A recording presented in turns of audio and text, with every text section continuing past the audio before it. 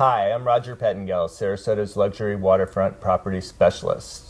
This morning's Real Talk is a special one for me because I'm here with Nate Jacobs, and he's the founder and artistic director of the Westcoast Black Theater. Nate, how are you doing today? Excellent. Good to see you, Roger. So we've known each other for like 15 years. Yeah, we quite met a while. Back when the theater was a kind of your brainchild, but a much smaller vision. Definitely. It was housed at the Gompertz Theater when I first saw it. And I remember what was really special to me was I saw this performance.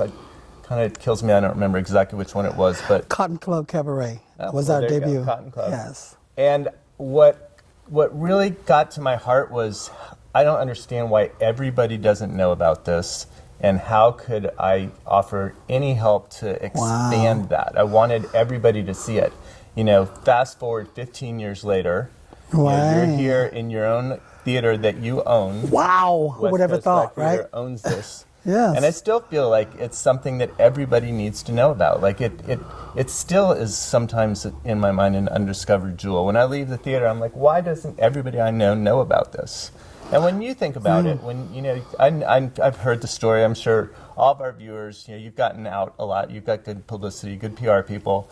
They've heard about the vision and the dream and where you started. What's the next step? Where does it go from here? Like, how does it just keep doing some more of the same? Or does it get bigger?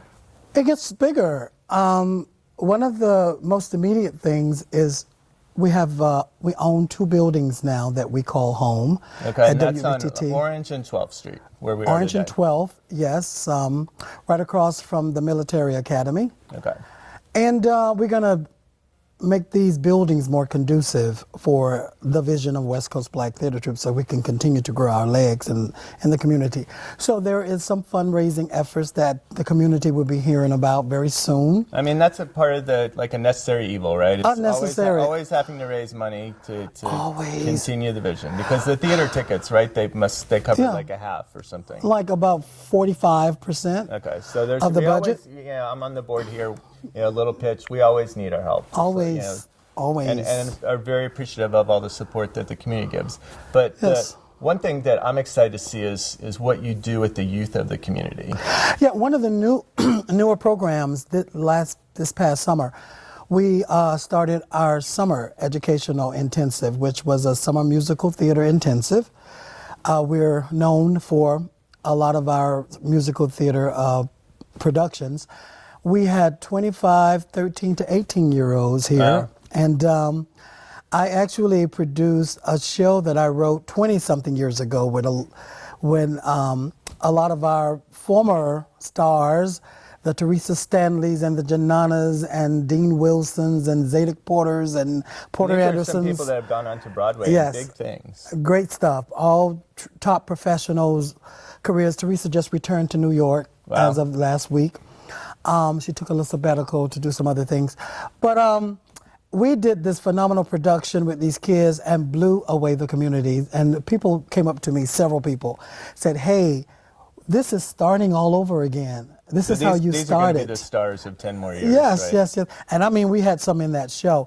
I was so excited to get back to the younger actors, because usually who I work with in our main stage productions are 20-something-year-olds. And these were the teenagers again, and the community know that I am the guru of these teenage artists, performing artists that come through the door, and next thing you know, they're these beaming stars on stage. So getting the building in shape, continuing this education program. We also have a touring in-school education program, Jazz Links, that we go in and talk to students, high school students mainly, about the Harlem Renaissance. That has become a big hit with the school teachers, and they've already booked us for this upcoming school year. That's exciting. So one of the things for me, the West Coast Black Theater, I love it from just an entertainment value. Like it speaks to me. I love gospel music. I love the musicals.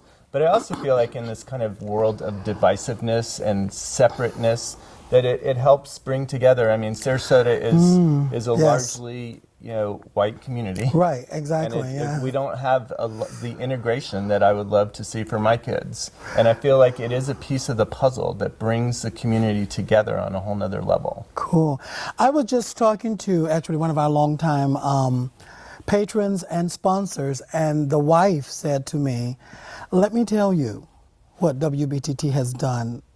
Sarasota is not the community that it used to be before this troupe.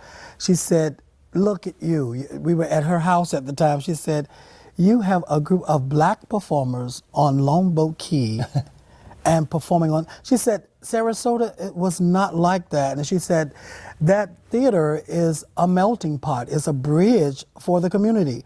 Before West Coast Black Theater Troupe, there was no place that the community bridged. Truly bridge. And that's Yes. always been just like the one missing piece of Sarasota for me. Like I just always missed, I came from New York originally, quite a big melting pot. Right. I didn't see it here, and then when I got to the theater, so not just the music and the comedy, but I felt that piece. Like I appreciate that you bring that to our community. I get wonderful accolades at the stage door. We do our welcome line, as you know, when people are going out, and the things people say to me. Back years ago, when I started this, Roger, I saw an extreme lack of diversity in the performing arts arena on the landscape of theater here in Sarasota, and I thought it was not my business at one time. And then this vision called me, and I understood. I ran away from it for years. People don't know this. Finally, I answered the call. But I thought it was all about something I thought was important. And what I found out over these 17 years, we're 17 years old now, the community was waiting for this kind of institution. We needed it. We needed it. And that was the amazing thing for me as a founder. They were waiting, and they wanted the same thing. And I thought, nobody wants to hear about black theater and see black people on stages in here. In Sarasota, and everybody was waiting for that. They wanted the new culture, the uniqueness that this theater institution brings to the community. So speaking about uniqueness, kind of wrapping this up, we've got The Wiz coming up as our opening show, African American version of the Wizard of Oz. Traditional Wiz. Sing us a few bars, maybe give us a couple. Well, you know the song, he's on down the road. Come on. If you'd like to see the theater schedule, please go to our website, longboatrealestate.com, and we've got a link to WBTT there. Thanks, and see you next week. He's on down the road.